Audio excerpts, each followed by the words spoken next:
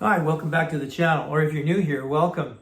My name is Half-Assed Harry, and today we're going to talk about all the jobs that I failed at before I discovered self-employment.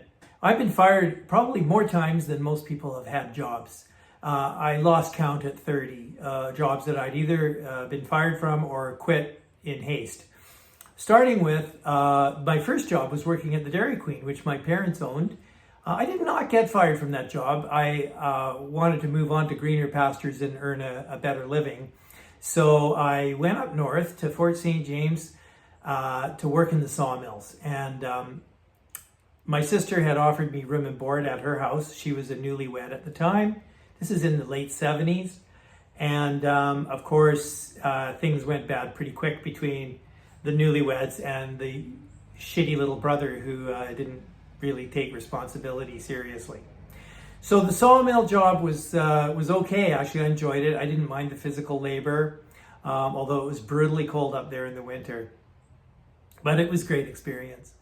But after things went wrong with my sister, I decided to move back home, live with my parents again, of course. And while I was back here, one of my buddies, his dad worked in the railway for CP Rail, and he told me there was a strong need for railway brakemen. So he told me how to go about getting my B ticket, earning my brakeman qualification, and off I went to Nelson, BC to start my railway career for CP Rail. Well, that was a spare board job. You got called, you had 2 hours to get to work from the time the phone call came in. If you turned down the job, it was a 5 strikes, you're out kind of deal. I went through those 5 strikes pretty quick, and before I knew it, I was out of a job. So bear in mind, I was a very irresponsible young man. I had nothing but disdain for rules. I hated authority. I really bucked the trend. I didn't want people telling me what to do. And here I was with no job in Nelson. And so the same buddy whose dad got me into the railway, he flew out from Edmonton and said that there were more railway jobs out in Edmonton. So off I went to Edmonton. We went in this beat up old Pontiac Parisienne I had, uninsured, mismatching license plate, front and rear. A friend of mine worked in a car wash and license plates would fall off cars. So he handed me a pair of mismatched plates to cover my tracks to make the trip from Nelson to Edmonton with a buddy there. Anyway, so when I got to Edmonton, I started working for Northern Alberta Railways and got a job as a brakeman. And that lasted probably about a year, and then I got fired. I wasn't very good at the brakeman job because it required organizational thinking, which is not really if you're an ADHD person. And that's what this channel is about, really. It's about my struggles, and hopefully some of you can relate with having ADHD, and organizational thinking was not my strong point. So then after the railway job, Edmonton in the early 80s was a hotbed of jobs. There was just so many jobs. You open the Edmonton Journal and there was page after page of jobs. And one stood out. They were looking for Edmonton Transit bus drivers.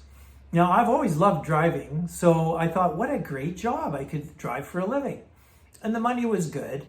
And they trained you in 2 weeks. You know, in 2 weeks, you had your Class 2 license, and then they threw you into the fold and you're out there driving buses. Now, I did that for about a year and a half. They also had, it wasn't a spare board system, but they had a 3 strikes you're out system.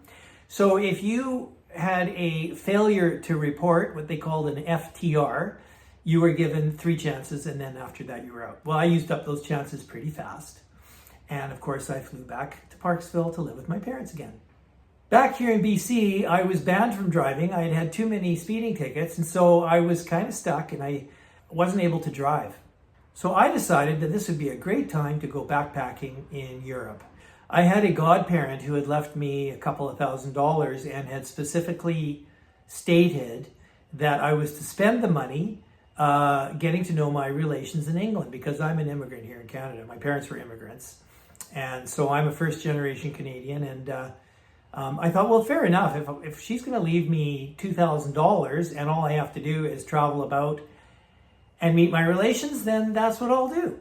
And I spent what I thought would be 3 months in Europe, and I was there for almost 2 years. While I was in Europe, I met these great guys. We were I found a sort of an employment opportunity in the south of France in a place called Antibes. And there you could walk the docks and just advertise that you were available for labor. And it was really easy to find jobs. You just walk up and down the docks until a captain would say, yeah, we need somebody to varnish or to paint. And the boats were in dry dock. And so me and these three English guys that I met, we were all camping out of our cars in the parking lot and just having a great time. We were all working at these day jobs, making almost nothing, but it was just kept us occupied and kept us in beer money. It was a lot of fun. And I didn't have to worry about getting fired because the jobs usually only lasted 2 or 3 weeks. After 2 years, I came back to Canada and I was able to get my driver's license back. I had to pay a big fine. It was like $600 or something, which is a lot of money to me at that time. But I was able to apply for my driver's license again. When I came back from Europe, another long-term friend of mine, childhood friend of mine, was living in Victoria with his newlywed wife, who I hadn't met yet. And they invited me to come and live with them in Victoria and try and find a job. So I took them up on that. I went and lived with them for a few weeks until I was able to get my own apartment. And then I got a job working in a motorcycle dealership. It was actually a Honda Suzuki dealership in Victoria. And they needed a mechanic who could assemble motorcycles out of a crate.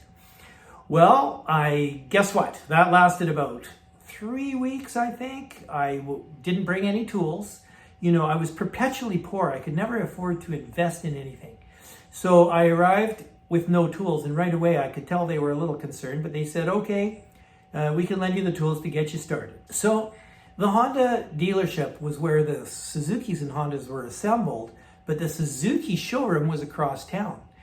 And we had to deliver all the assembled Suzuki motorcycles, usually load them on a trailer or in the back of a truck and take them to the dealership across town. And there wasn't enough room to fit one last motorcycle. It was a GS 750E, and it was actually a newer version of the bike that I already owned. And I was absolutely thrilled to be offered to actually drive this brand new motorcycle to the showroom. And on the way to the showroom, I went through a corner or through an intersection, and there was this slick stuff on the tires on brand new motorcycles. Nobody warned me about it. I went into the corner as I would on any motorcycle, and the bike came out and slid out, and I damaged the brand new bike. So, of course, I got fired. The next job I tried while I was in Victoria was they were looking for car salesmen at a Nissan dealership. And I thought, well, you know, there's some people making a lot of money in sales. And I've seen some flashy car salespeople. You've either got the gift of the gab and the gift of the sale, or you don't. Well, I don't, or I didn't at the time. And but I was given a little tiny Nissan to drive around in. So I thought, oh, cool, I got a company car. And I showed up every day trying to sell cars, and it's a dog-eat-dog world out there. Somebody comes onto the car lot to buy a car, and one of the better salesmen would swoop in and get the sale. I was just terrible at that, so I got fired. So I decided that I would move to Vancouver, maybe broader horizons, bigger city, maybe more opportunity. Back in those days, you could go and rent a place for cheap. But we're still talking early 80s. It's not like that anymore. Anyway, so I actually took my motorbike, moved to Vancouver, and started looking for work again. My favorite job in Vancouver was working in this old spaghetti factory in Gastown. What a great job that was. You really had to hustle, and they had a pretty good training program. And I'd never been a server before, but they taught me how to be a good server, but more importantly, they taught me a lifelong lesson about that I've kept all my life, is to never walk anywhere empty-handed. You know, bus your own tables, make sure that you got something in your hand in both directions. Never walk anywhere empty-handed, and I've been using that technique in my life a lot since then. Right around that time, I was dating a Chilean woman who's a little bit older than me. she seemed to have a little more experience than me. I was in my early 20s. She was a couple years older, mid-20s, already had 2 little children. But as an immigrant, she knew a lot of the loopholes in the Canadian system that benefited immigrants. She knew, and she was friends with a lot of other immigrants. So she kind of let me in on a chance to get a free education. It was called the Vancouver Manpower Program, and there were a few fields that were in demand, and the Canadian government was willing to pay you to take a year's of vocational training. The hitch on that was that you had to wait a year to get a seat in the classroom. But more importantly, you needed grade 12, which I did not have. I did not graduate from private school, and I didn't think it mattered at the time. But now I'm 23, 24, and I realized, oh my gosh, the trend isn't good. I'm going to be fired from jobs that I don't like and that seem trivial and kind of beneath me. So perhaps I better go get an education. Jimena, my girlfriend, suggested that I get into computers because back then, mid-80s, computers were starting to really show up. There were computer stores on every corner selling clones, and these are in the DOS days. Now, let me be clear here. I absolutely had no interest in computers at all. In high school, there was a card punch machine and a bunch of geeky guys learning how to use card punch machines and program on cards, and I just thought, what a dumb, stupid thing.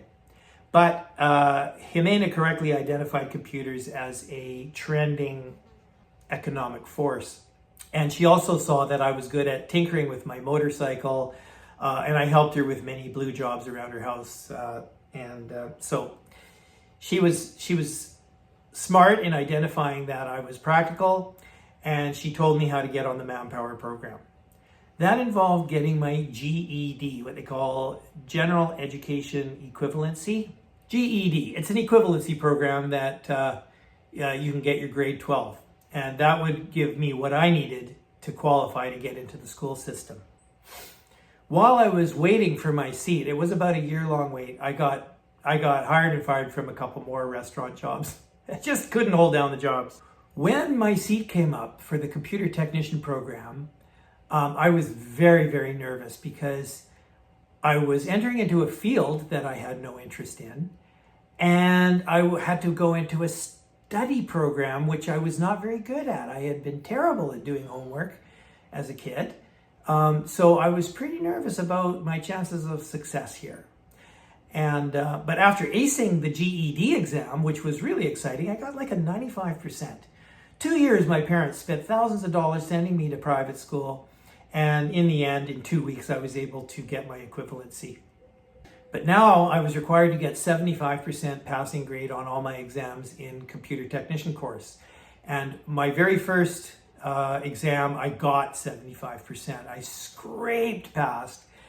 And what a terrible couple of months that first 2 months were, because I had to study. And I didn't want to study. I wanted to go to the Peeler bar and drink beer with my buddies. And it was really hard. Probably this is the very first time I was able to exert some self-discipline. But after passing that 75% passing grade, I realized I can do this and I'm not dumb. After graduating the class, I got into the computer business, and that didn't go so well either. I didn't like the work that I was doing, but this video is getting long, so I'm going to leave that for another episode. Thanks so much for hanging in there till the end. Please leave a comment below if you had trouble keeping a job and you believe that ADHD got in your way in your early adulthood. Love to hear it. And also, please like and subscribe if this is your kind of content. Thanks very much. See you in the next one.